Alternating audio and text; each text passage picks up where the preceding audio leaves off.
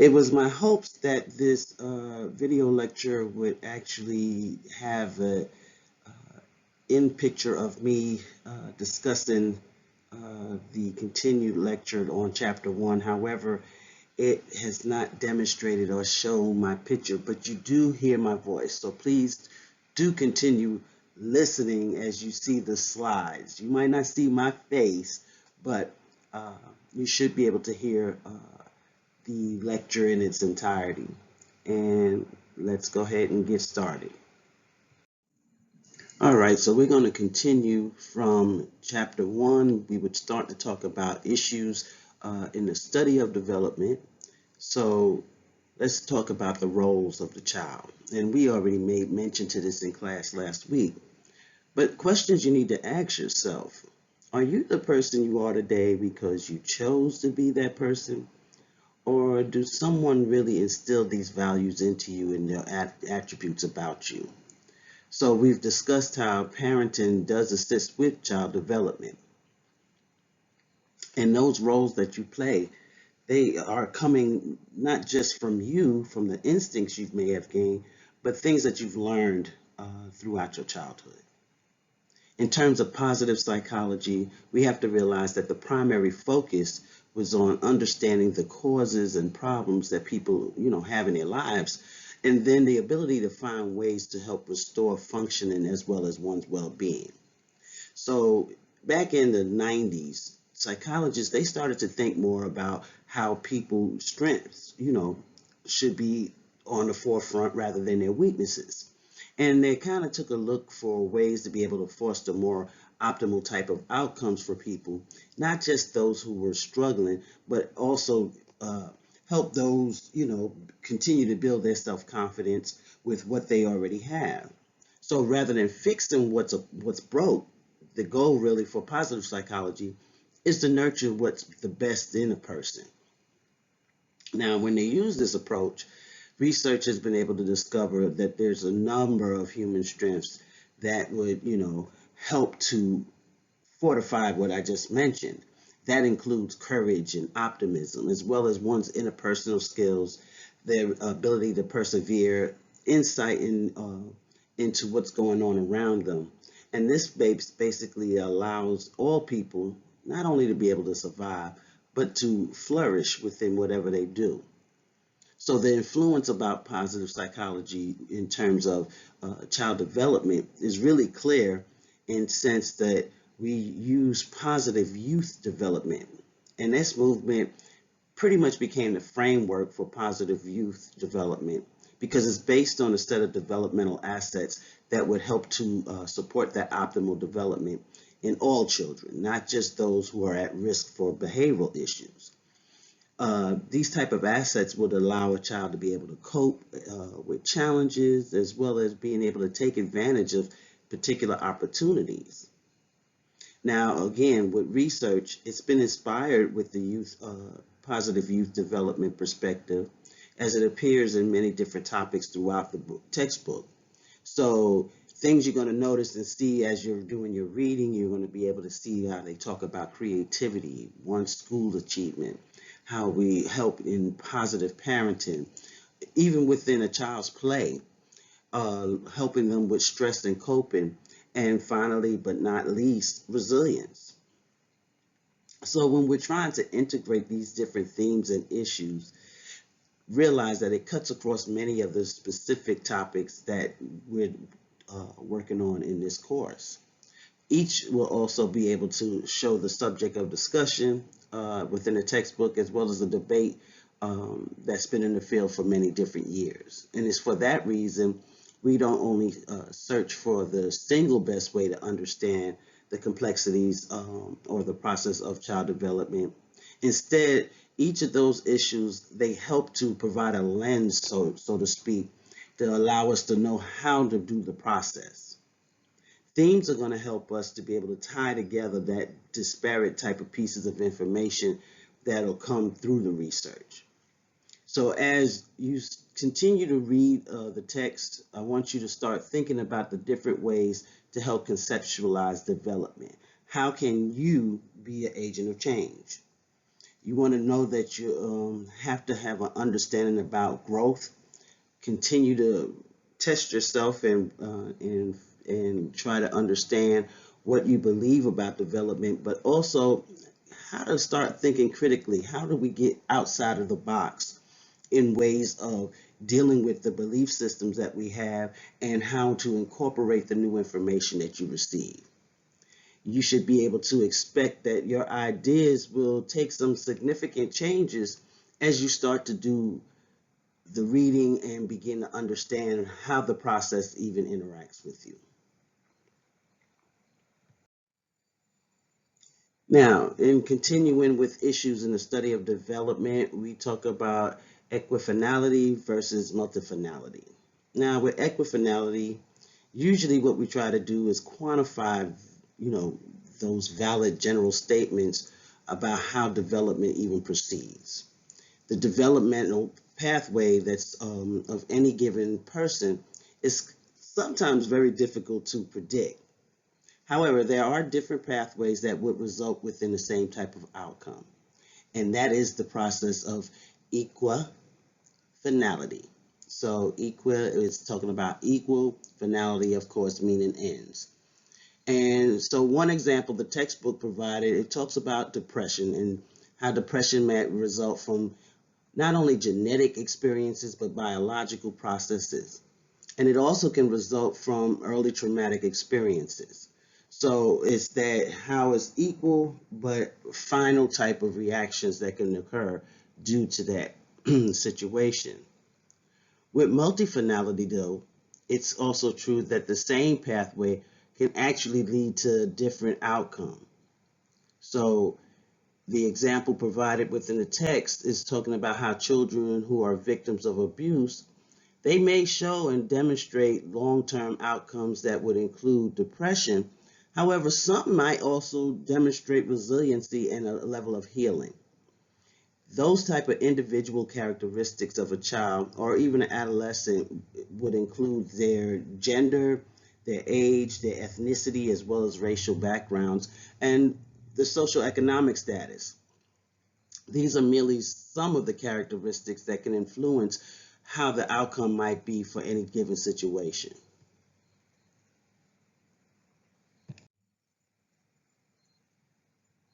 Now, in terms of context of development, understand that this is one of those broad terms and it includes all different type of settings that where development happens. So children might develop in multiple contexts, and that'll include families, schools, and communities and cultures. So throughout your reading, you're going to learn about the different contexts and the way it'll influence the various aspects of child development. In terms of family, think of them as the primary context for development. And that's going to be for most children. But of course, like we mentioned earlier, some children don't get to have their parents at time of birth. Some children are put up for adoption. Some children might even end up in the foster care system. But those who are fortunate to have families, they would have them as their primary context. In families today, they're going to take on really different forms. We have extended families as well as the primary family. But whether they are nuclear families or single parent families or step families or even adopted families, they all going to serve an important function, and that is the responsibility of being able to help a child with socialization. Here it's going to be helping them to instill the norms, beliefs, values, and attitudes of one's culture so that the children, excuse me, will grow up hopefully within a positive contributing way for society. So as we get through and we get further into the textbook, we're going to see how this affect different family forms within the child development. And it'll also allow us in terms of child psychology to examine the different ways that families will link with children in other contexts that helps with development. And some of those things would include resources. Now, some families are going to have more resources than others. We know this. And these differences will definitely have an impact on how a child develops. When we talk about the social economic status, This here is looking at the combined measure of one's income in the family, as well as the education level of a parent, and as well as their occupation. Generally speaking, the higher the social economic status is within a family, the more resources or support toward healthy development for the child. So starting early for a child at birth, if they're born into a family with low SES, then there's not going to be enough access for good prenatal care. These babies, they'll likely be born prematurely, or they may have low birth weight. And I want to also instill and remember to say this is never 100%. Some children born into poverty actually can grow up in good circumstances, regardless of the situation, depending on other type of resources that might not only be for the economics, but the social support system. So I want y'all to keep that context of it in mind as well. Now, when we talk about multiple contexts, what we're talking about here is the inclusion of schools. And we said how children spend the majority of their day in schools. And we look at the community as a whole, how the economic and social influences within the community that you live in will definitely have an impact. Now, of course, as mentioned before, culturally, those environmental niches, it's going to help to shape development. So now, watch the video.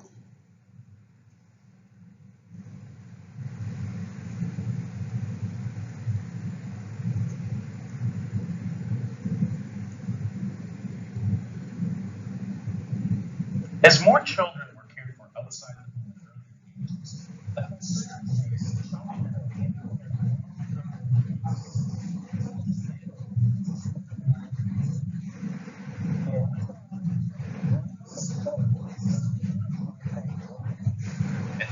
sensory sites processed and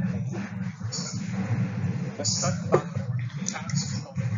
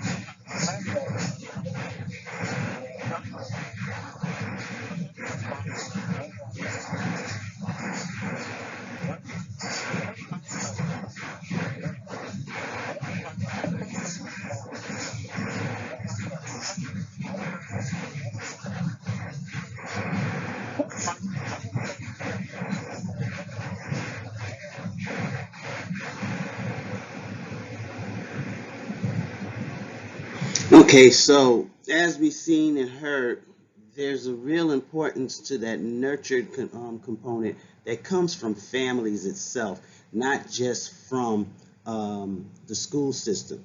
They'll assist, but it's really important for that nuclear family, their support and interactions in terms of child development to ensure that a child's going to grow up in a positive environment.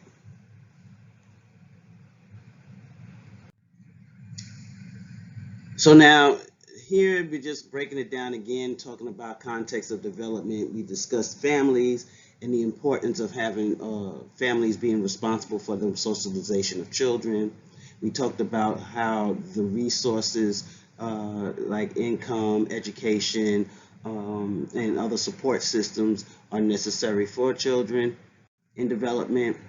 We looked at the school systems, and we talked about how schools have a heavy impact, but it doesn't necessarily mean that the child is going to have its best performance if it doesn't have a connection with family. Um,